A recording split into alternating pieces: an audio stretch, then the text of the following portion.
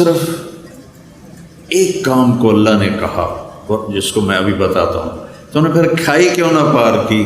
اس میں کیا مطلب ہے کہ کوئی کر سکے گا، ہر ایک نہیں کر سکے گا۔ 10,000 کا لشکر تھا قریش کا، جب وہ آئے مدینہ حملہ کرنے تو آگے خندق کھودی ہوئی تھی، تو صرف ایک آدمی نے چھلانگ لگا کے اس کھائی کو پار کیا، عمر بن عبد ود، باقی کسی کی ہمت نہیں ہوئی، حالانکہ اتنے سارے شاہ سوار تھے، صرف ایک نے گھوڑے کو اٹھایا اور جا کر دوسری طرف جا کر اس نے چھلانگ لگائی۔ تو اللہ تعالیٰ نے فرمایا تمہیں کچھ خبر ہے کہ یہ کھائی پار کرنا میں کیا مطلب لے رہا ہوں؟ کہ نہیں یا اللہ، کا فق و رقبہ، سبحان، جن کی گردنیں پھنسی ہوئی ہیں مصیبت میں، تکلیف میں، بیماری میں، قرضے میں، مصائب میں۔ کوئی مصائب کی ایک قسم ہو تو بتاؤں، یہاں تو ایک سلسلہ ہے دکھوں کا۔ یہ سکھ تو اللہ نے سارے جنت میں رکھے ہیں، تو لوگوں کی گردنیں چھڑانا،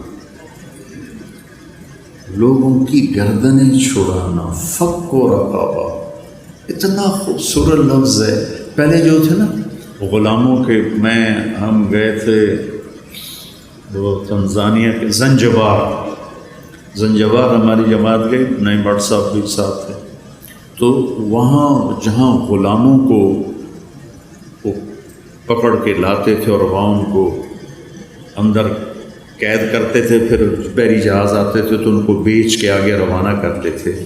زنجبار سے کتنے کالے امریکہ پہنچے اور یورپ پہنچے، تو ان کی گردن میں توق ہوتا تھا کہ یہ بھاگ نہ جائیں، تو توق وزنی ہوتا تھا، وہ بڑے کرب اور تکلیف میں ہوتا تھا غلام۔ تو اللہ نے وہ تعبیر لی، فق و رقبہ، کہ جس کے گردن میں لوہے کے توق پڑے ہوں اس کے توق کھول کے آزاد کر دے۔ ہر مصیبت زدہ کی گردن میں توق ہوتا ہے۔ او اطعام فی یوم ذی مسغبہ،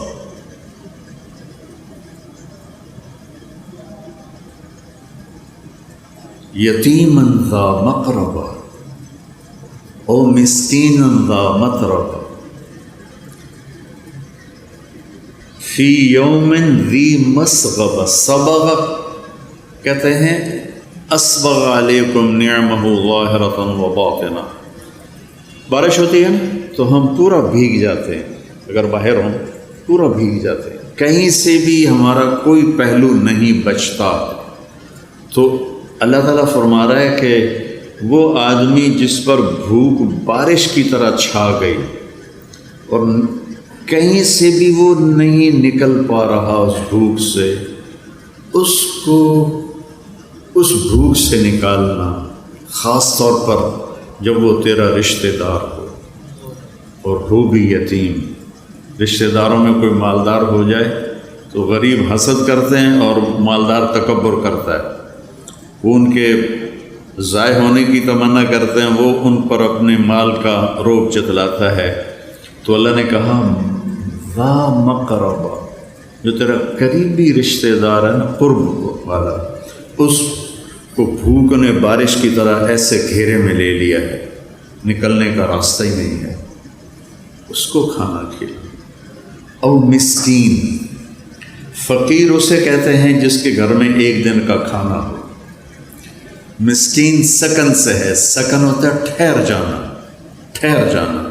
مسکین جس کے زندگی ٹھہر گئی ہو بھوک کی وجہ سے، فاقے کی وجہ سے، اس کے پاس ایک لقمہ روٹی۔ فقیر اسے کہتے ہیں جس کے پاس 24 گھنٹے کا تو کھانا ہو، آگے کوئی نہ ہو۔ اور مسکین اسے کہتے ہیں جس کی زندگی ٹھہر گئی ہو، سکن، سکون ہم عام طور پر کہتے ہیں، سکون آ گیا۔ اس مسکین کو کھانا کھلانا، یہ ہے گھاٹی کو پار کرنا۔ اب اس ویلفیئر کے کام میں غیر مسلم بھی شریک ہیں، مسلم بھی شریک ہیں، تو پھر اللہ نے آگے اس پچھلے کام کی قبولیت کی شرط لگائی، ثم، صرف اتنے سے پاس نہیں کروں گا، ثم پھر اس کے بعد تم کان من الذین آمنوا، تم ایمان والے بھی ہو، ایمان والے بھی ہو، ایک شرط۔ دوسری وتواصوا بالصبر وتواصوا بالمرحمہ، اور لوگوں کو صبر اور رحم کی دعوت بھی دینے والے ہو۔ پتہ چلا تبلیغ کا کام تو اللہ ہمارے ذمہ لگا رہا ہے کہ لوگوں کو خیر کی بات کرو، لوگوں کو صبر کی بات کرو، لوگوں کو معاف کرنے کی بات کرو۔ اولئک اصحاب المیمنہ، یہ وہ لوگ ہیں جو قیامت کے دن کامیاب ہوں۔ تو میرے عزیزو، یہ زندگی بھر کا سودا ہے، جتنا ہم اللہ کو دیں گے۔ حضرت ابوبکر صدیق کے زمانے میں قحط آ گیا تو لوگ بڑے پریشان ہوئے۔ حضرت ابوبکر صدیق خلیفہ تھے کہ جی کیا کریں کیا کریں، کھانے کو کچھ نہیں۔ کہنے کہ انشاءاللہ اللہ کی مدد آنے والی ہے، آنے والی ہے۔ تو چند دن گزرے تو حضرت عثمان رضی اللہ عنہ کا قافلہ ملک شام سے 1000 اونٹوں کا، یوں سمجھیے 1000 ٹرالے اس زمانے کا قافلہ۔ تو جتنے وہ تاجر تھے بڑے جو تھوک والے، وہ ان کے پاس گئے کہ جی سودا کریں۔ کہنے کہ کیا دو گے؟ کہنے کہ 10 روپے کی چیز 12 میں لے لیں۔ کہ نہیں مجھے منظور نہیں۔ اچھا 10 روپے کی چیز ہم 14 میں لے لیں۔ کہ نہیں مجھے نہیں منظور۔ کہ اچھا ہم 10 روپے کی چیز 15 میں لے لیں گے، اس سے آگے ہماری ہمت نہیں۔ تو حضرت عثمان نے فرمایا کہ مجھے قیمت زیادہ لگ چکی ہے، لہذا میں تمہیں نہیں بیچوں گا۔ وہ کہنے کہ سارے جو ہیں تھوک کے تاجر وہ تو تیرے سامنے بیٹھے ہیں، تو اب کون ہے جو آپ کو زیادہ پیسے لگا گیا؟ تو کہا تم سے پہلے میرا اللہ مجھ سے بات کر رہا ہے کہ من جاء بالحسنۃ فلہ عشر امثالھا، کہ تو عثمان تیرے 1 روپے کی چیز میں 10 روپے میں خریدوں گا۔ تو لہٰذا میں اللہ کو بیچ رہا ہوں۔ مدینے میں قحط ہے، میرے 1000 اونٹوں سمیت سارے مدینے والوں پہ صدقہ۔ تو اس رات حضرت عبداللہ بن عباس نے خواب دیکھا کہ اللہ کے نبی سفید گھوڑے پر ہیں، سبز پوشاک ہے اور سونے کی لگام ہے گھوڑے کی۔ تو عبداللہ بن عباس نے گھوڑے کی لگام پکڑ کے پوچھا یا رسول اللہ آپ سے ملنے کو جی چاہ رہا ہے۔ کہنے کہ عبداللہ آج تو میں فارغ نہیں، آج اللہ تعالیٰ نے عثمان کی سخاوت کو قبول کیا ہے اور جنت کی ایک حور سے اس کا نکاح کیا ہے اور اس کا ولیمہ پورے جنت والوں کے لیے رکھا ہے۔